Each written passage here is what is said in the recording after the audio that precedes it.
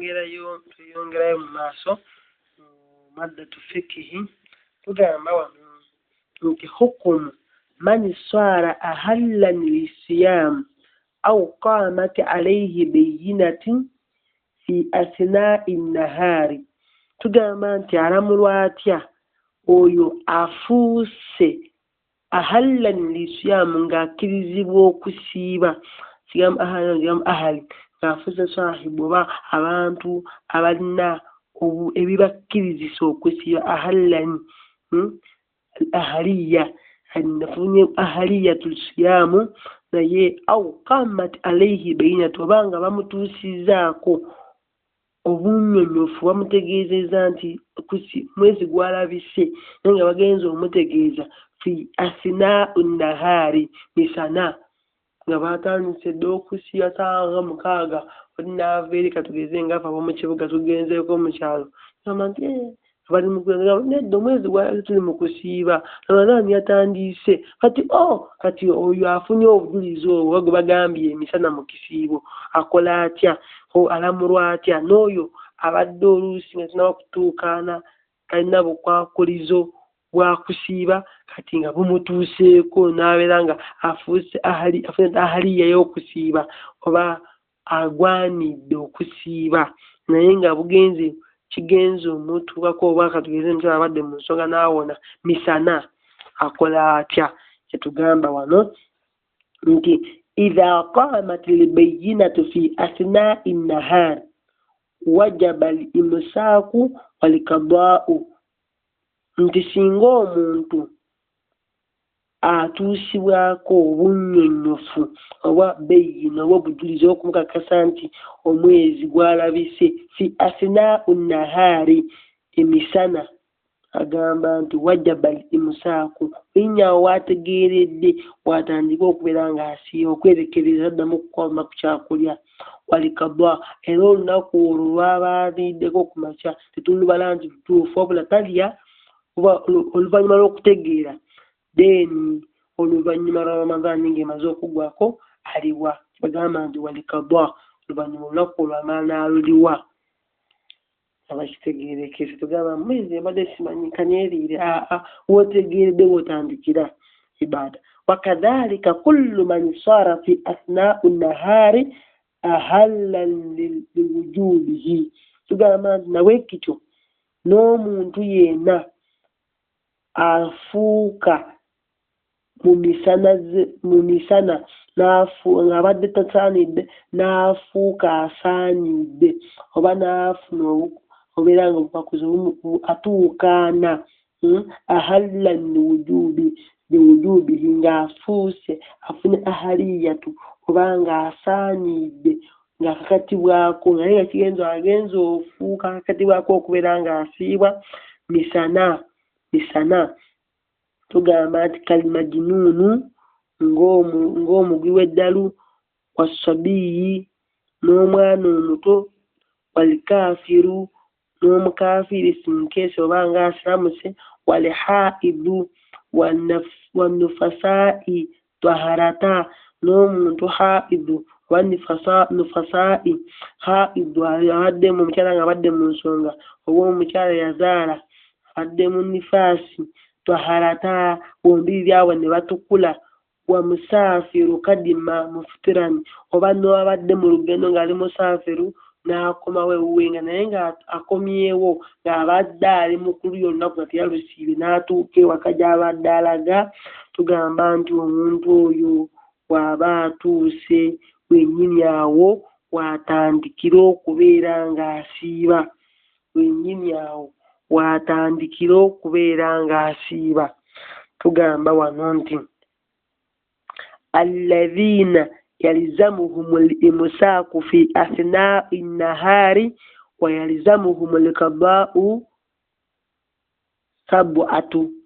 wa hum agamba nti abantu abakkirizibwa okubeera nga beerekereza mu kisiibo fi asnaa'i nahaari nga bakkirizibwa abantu abo abakakasibwako okubeera nga beerekereza mu misana nga watandikira misana wenya watandikira emisana mu kisiibo naye ng'abantu abo era bakatibwako okubeera nga baliwo olunaku olwo bantu ba miteeko 7 wahumu era nga be bano wamanga asooka alkafiru idha aslama omukafiri singa asilamuka nti omuntu we wasilamukidde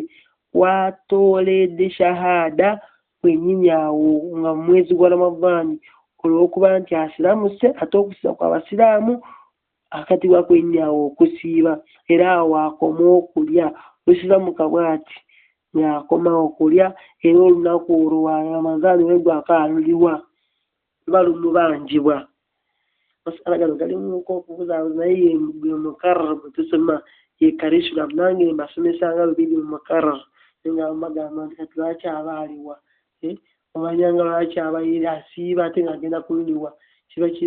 badda manyi gyakusiiba asiramuse abamu bakikuba abamanya abamu naye saawa zino omusago tuliko tulina kutwala bino ebiri mu kitabo era babakubuuza bano bwolina okwanukula toleta mu masala gaaga waggulu mbwa nze ndaba nga ate kati awo lwaki aba awedde abadde mulwadde babadde mu nsonga ate kati aba lwaki talya mmere ye abadde nyalewedde olwesimine kumuluma alye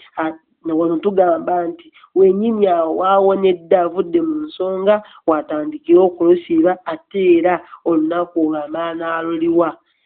Ramadhaani ewedde. Kitegedde bulungi inshallah. Omuntu owokubiri as-sagiru idha balaga omwana omuto singa akula abadde muto ku makya sawa nga 7 n'akula n'atuukaana banabeera nga atuuse mu akatibwako okusiiba abasaanidde okusiiba omwana oyo omuto naye wennyini awo akoma okulya era olunaku olwo amala n'aluliwa kuba kati afuuse muntu mukulu. Kitabo kyaffe kityo ekigamba. Namba 3 al-majnun idha afaaka abadde omulalu singa afuna amagezi n'ategeera idha afaaka singa awona eddalu abadde mulalu n'ategeera takkirizibwa kusiiba kati singa afuna awona eddalu misana sawa 7 oba 6 oba mmeka wona waziddemu amagezi ng'amateeka gakubawo gamulamula nti kati sawa zino kakatibwako okusiiba kati awo enyawo wakolera imusaafu naddamu okomba ku kyakulya paka lwaggulu ate era olunaku olwo amala n'aluliwa wategerekese bulungi. Namba 4 omuntu owokuna al-haidu idha taharat min haidiha omuntu haidu abadde mu nsonga zo abadde amukyala ng'ali mu nsonga zaffe ffe abakyala nga tuli mu nsonga zaffe singa aba atukudde okuva mu heeve ye naye ng'atukudde misana wennyini awo atukulidde watandikira imusaaku